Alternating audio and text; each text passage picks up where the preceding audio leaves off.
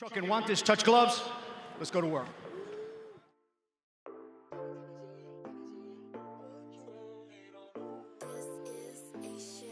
Filip Hrgovic! This is now the second time that David Adeleye has stepped up, and it's the second time that he's come up short. First against Wardley, and now against Hrgovic. I don't think it's because of luck, and I don't think it's because he doesn't have the talent. I think it's due to a fundamental problem in his style. Let me explain. David Adeleye is currently a British level heavyweight with world-class power. He's sort of in that David Haye and Deontay Wilder mould in sitting on the back foot and waiting to explode as the opponent comes in. The issue is that for me, this should never have been his style in the first place. The key issue that I have with Adeleye is that he sits back a little too much. He invites people onto him a little too often. And this is because there's not enough activity to deter people at higher levels. Really interesting what Adam Booth said there. Andy, normally he's smooth and calm. He said, look, forget the points. We got to go for it. You got to let your hands go. Hrgovic back with body and headshots, chipping away though. Just so debilitating for Adeleye, who gets a little bit of success and then has to ship the shots too. To me, he looks like a guy that I've seen quite often in the gyms. When these guys get in for a spar for the first time, they just want to take your head clean off with one shot, rather than actually box you. And with Adeleye, that's what I see. I see him throw huge left hooks quite often, but very rarely do I actually see a jab. And I think part of that is Adelaye's more streetish kind of attitude. To him, I get the impression it's much more of a fight than it is a pure boxing match. And he actually reminds me a bit of Jarrell Miller in wanting to seem like he's from the streets and that he's sort of real. I like when you say that because I think boxers often say that money isn't an issue and they'll fight anybody, but look, he's scripted. That's the thing with Wardley. He's scripted. He's not a real like he's one of them guys that wants to be liked and all of this other stuff. He talks about having people come support. Like he's scripted. He ain't organic. The nice guy thing. I mean, it doesn't work in boxing, right? It's like you got to do what you got to do. AJ's been playing that card, trying to be a nice guy, the polite guy. It worked for so long, but everybody knows he's full of shit. Even the English fans know he's full of shit now. Here they are, challenger and champion, ladies and gentlemen.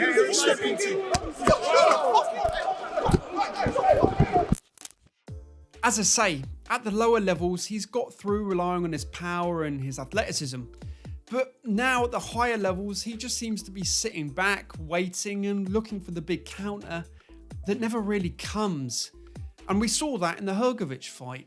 But we also saw this way back in his career against Kamil Sokolovsky. Boxing, I don't explain to you. One thing I will say, obey my sons at all times, watch your heads and give me any questions. Let's go to work. In this fight, David looked a little bit shell-shocked because he couldn't quite put Kamil in his place with his power. It was a very good scrap of a prospect versus a pretty good journeyman. He's known for going around the country sparring all the best. Albeit 7 years ago. He certainly carried it to Adeleye in the opening couple of minutes there. Yeah, I thought Sokolovsky won the first round, but like I say, Adeleye probably hadn't felt that before. That was a good shot from Sokolovsky. You can see what Adelaye's doing. He's just waiting for him to come on forward and then throw that right hand. But you've got to trigger those attacks off. Use that lead hand a little bit more, Adeleye. That's what he's got to do. A little half a step off, he'll fall into it and bring him onto the shot. David Adeleye is being given the riot act here from Frank Greaves, who says, you're not listening to me, do as I say. Well, he's beaten to the punch there. Adelaye's got to make those boxing skills tell. A fifth, rather, I beg your pardon. That's a nice shot. Circumstances of a potential upset here against the young prospect. It is anxious times in that Adeleye corner. This fight, and he's finishing it on the front foot. Look, oh, there's a big right hand from Adeleye, but it's a little bit of success too late, and Sokolovsky scores this contest 58-57 for your winner. And still undefeated, Big T, David Adeleye. Rueful smile from Kamil Sokolovsky. He thought he won that. David Adeleye, I think, was mightily worried that he was going to be losing there. And I think he can consider himself just a wee bit fortunate. Adeleye did scrape through this one, but with Adeleye, I see a real lack of confidence in his engine. I don't think the lack of punches is all due to fitness. I also think it's due to confidence. Adeleye actually reminds me a bit of Daniel Dubois in that quite often I see him looking at the clock or looking at his corner. And this lack of conviction was brought up by Wardley in the run-up to their fight.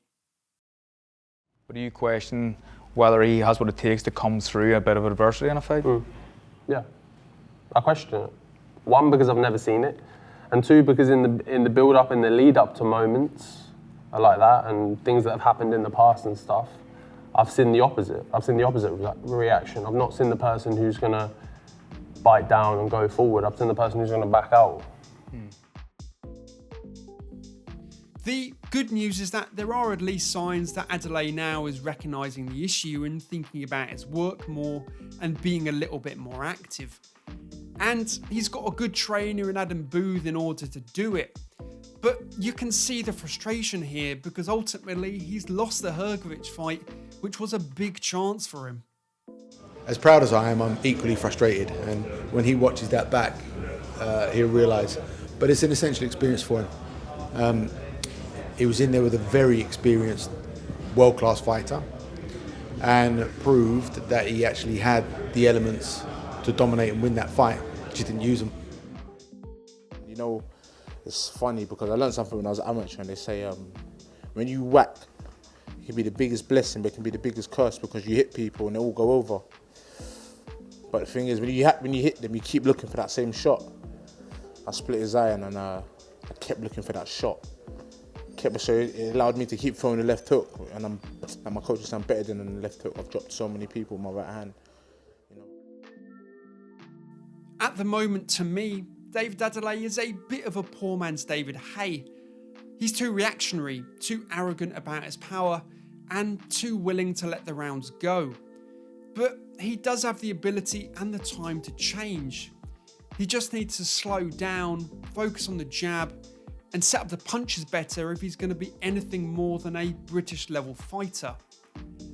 And despite me making this video, I do actually quite like David Adeleye. He's got all the physical attributes, and while he's not the most educated fighter out there, you can't say that he doesn't have a fighter's heart. I just sometimes wish he was a little more boxer and a little less fighter.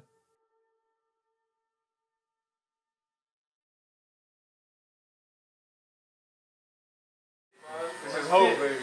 Anyone in West London, if anyone knows any barber, it's got to be this one. So David, are you loyal to your barber? Oh, you did me that. Well. No. This is because he hasn't.